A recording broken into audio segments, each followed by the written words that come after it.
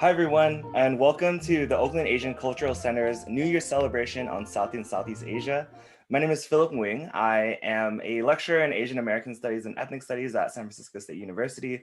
I also teach at UC Berkeley, the Asian Pacific American Theme House program, and in the Bay, and I currently live in Oakland. And to have been an undergraduate student at Cal, a lot of my own sense of coming into identity has always been shaped by being Southeast Asian American, right? The experience of coming from parents who are refugees of the war in Southeast Asia, to understand what it's like to look different and feel different, and know that my food was different from the food of my friends in school, really was really impactful for me to grow up, and to become a little bit more acculturated, even though my parents are from Southern California, where our author is also living now, right? And then being in the Bay, where I think there's a lot more integration between not only Asian American, but different Southeast Asian American ethnic groups. I'm also involved, and for those of y'all who are joining us from programming before, I'm also involved with the NorCal UVSA, or United Vietnamese Student Associations, as well as UNAFSA, the Union of North American Viet Student Associations.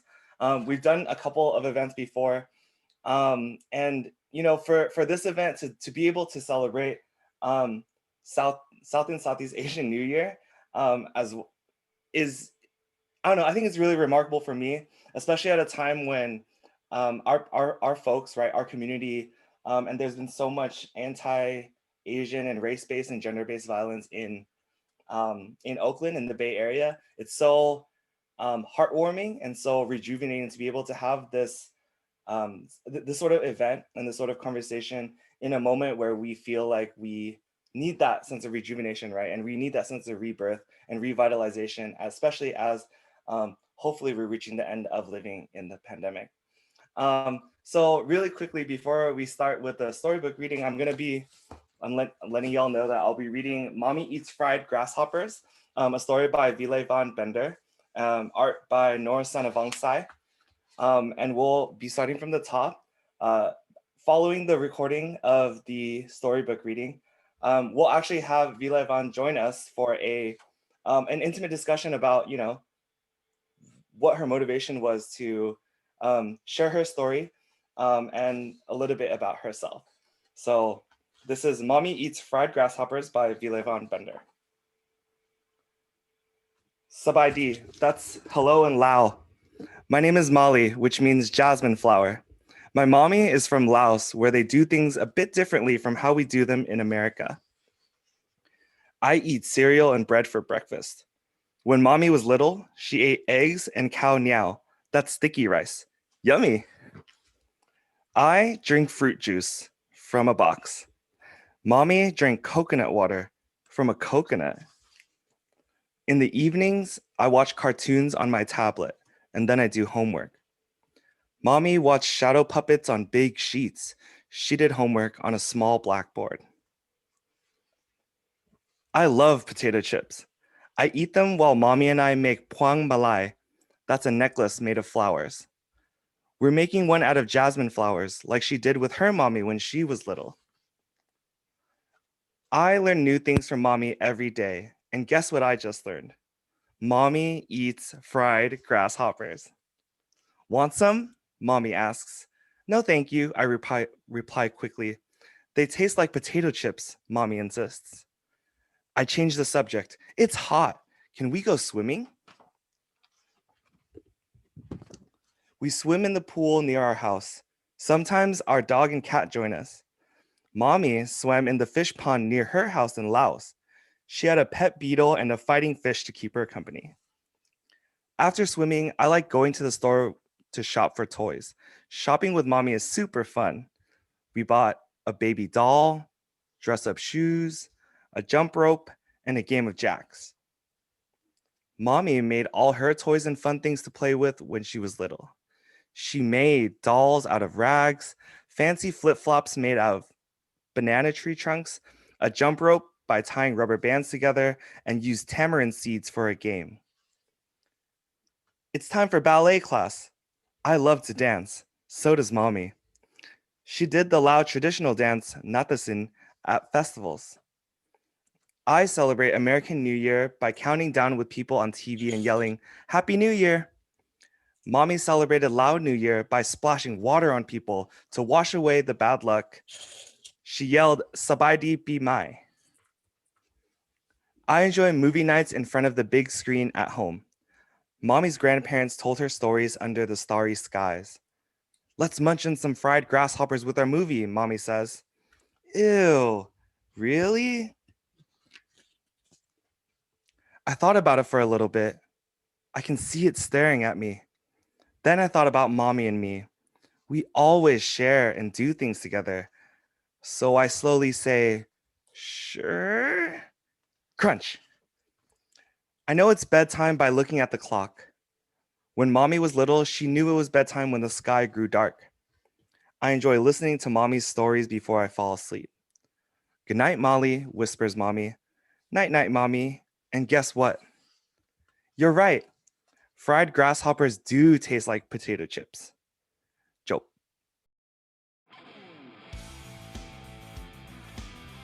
Thank you all for listening to the storybook reading of Mommy Eats Fried Grasshoppers. And without further ado, to start our conversation, I'd like to welcome Miss Vilayvanh Bender to the virtual Zoom stage to talk a little bit more about the book and her motivations and the origins of where the story came from. So welcome everyone, Vilayvanh. Hi everybody. Hi, Hello. So And- happy to be here. Happy to have you here. And I'm also gonna quickly introduce you really quickly with your bio. Vilayvanh Bender immigrated to America with her family as a young Vietnam War refugee. Entering the United States without speaking English, her first goal was to become fluent in this new language. Cultural preservation, acceptance, and not giving up on one's dreams are very important to Vilayvanh. She is also a registered dietitian based in Corona, California, working with children and families. She lives with her husband and 2 girls, and Mommy Eats Fried Grasshoppers is based on her original story. And so, Vilayvanh, I want to ask you first, as we get into this conversation, tell us about the origin of the story, right? Like, what prompted you to write the story and share not just this story, but your story and the story of your daughter with the world? Oh, thank you so much. So I started to share stories with my daughters because it was important for them to know where I came from. So every night when they were young, when they were in grade school and preschool, we would have story times as part of our routine that we do every night. So I would read them stories every night about places, take them to different places to via the books. And then one day I said, gosh, I'm from far, far away too. And so part of that was to read them stories every night. And also I start sharing stories about my childhood in Laos. Like, when Mommy was little, Mommy also made shoe of banana slippers, and I would tell them stories that's based on this book. And then one day, Molly, the main character in the book, she remembered what I was telling her. So she shared with her teacher that her mommy lived in Laos. She made her own shoes. She had a pet beetle. She made her own rag dolls, so she would share this with her teacher.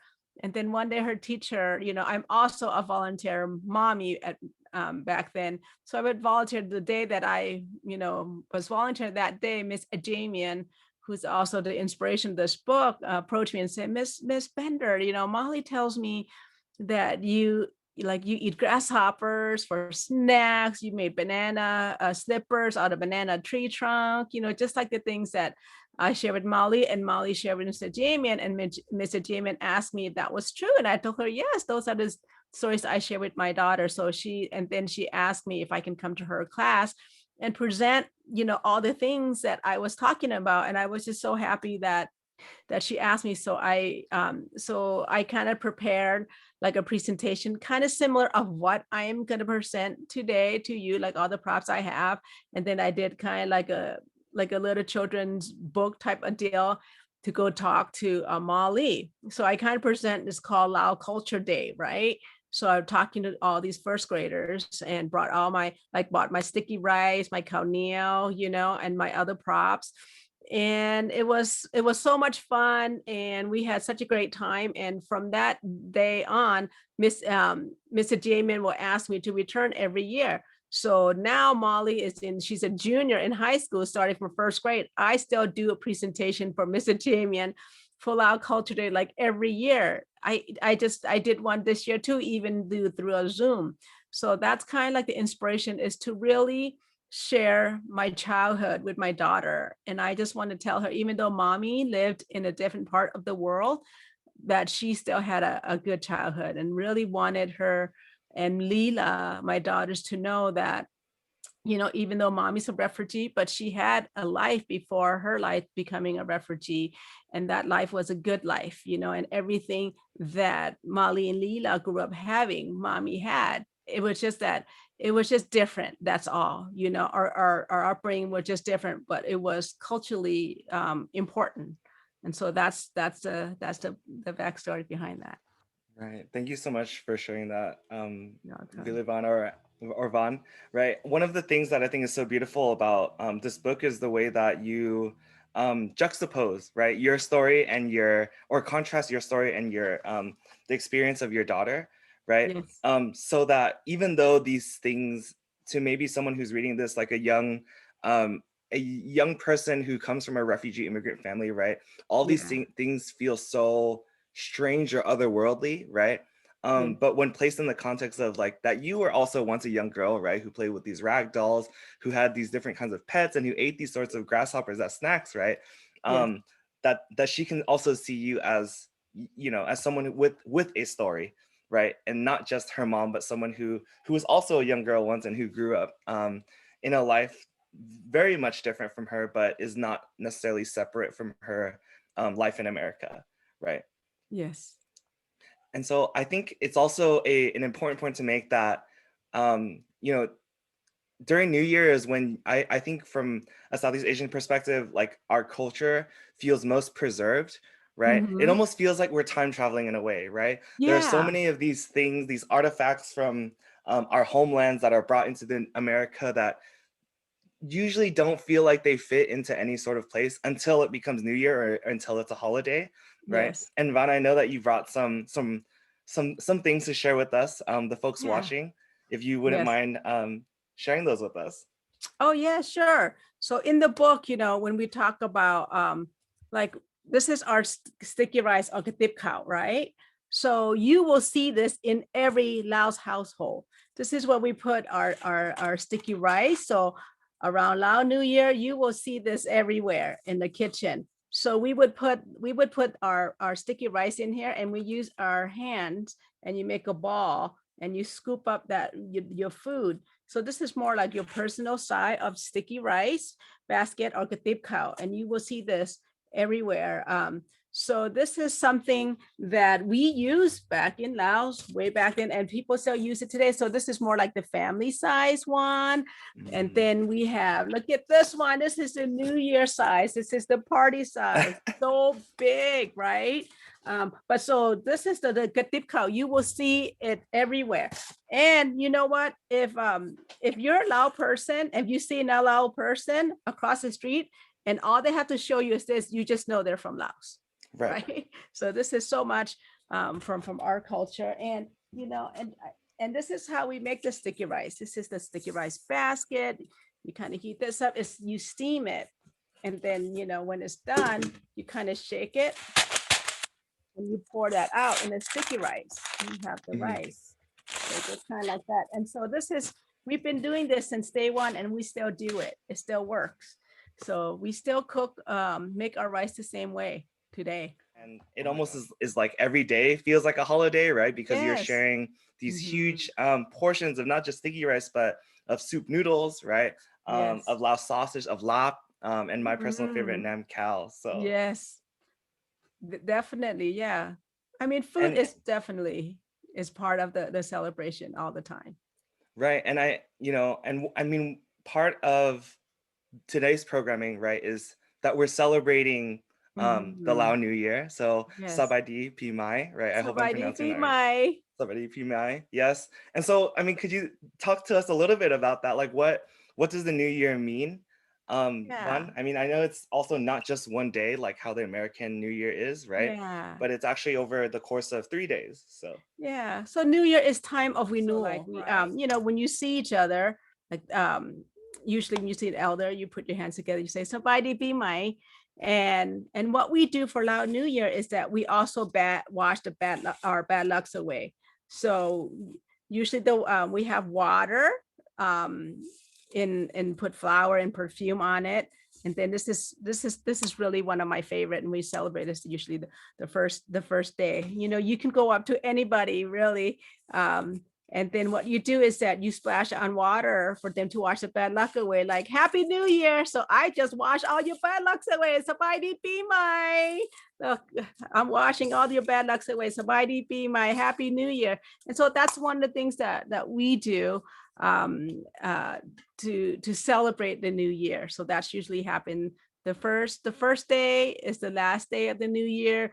The second day is usually the no day, and then the last day is the new year. So past, what's going on, and then the future. Right. Thank you so much. Sabadi Pi Mai.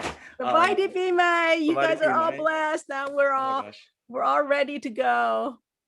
Right. And I know that there are also a lot of there are a lot of traditions that Lao folks and I mean Southeast Asian, but especially Lao folks have during the new year, right? And I know one of them, and it's mentioned in Mommy Eats Fried Grasshoppers, is this dance. Yes, it's the Lumbong dance. So anytime when we get together, not even just New Year, it's like, okay, so Lao people, we love to dance. We just love to get together. We love gathering. There's the sayings that Laos is a small country, but we have big hearts, right? So we just love to dance. And this is our Lumbong is our traditional dance.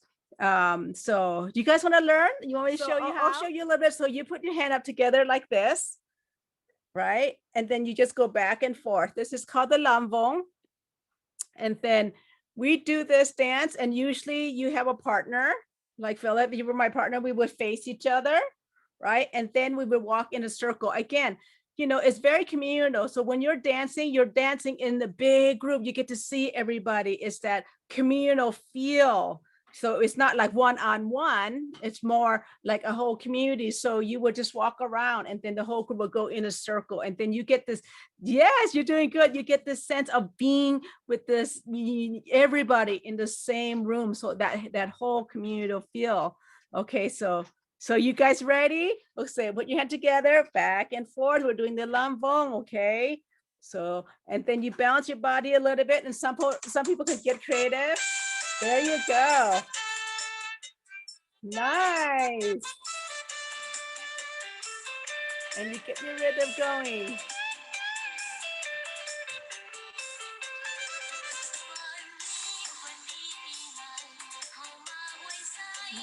Good job, everybody.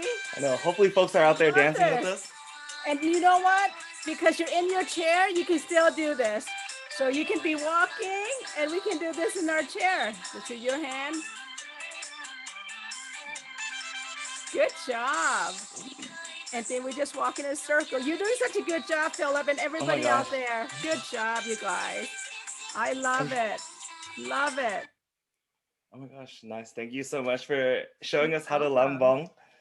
And Yes. I mean, you bring up a really beautiful point too, is that usually when we're, I mean, pre-pandemic, right, and definitely Yeah. post-pandemic, it's all about community, right, and it's all about coming together and being with one another. Yes.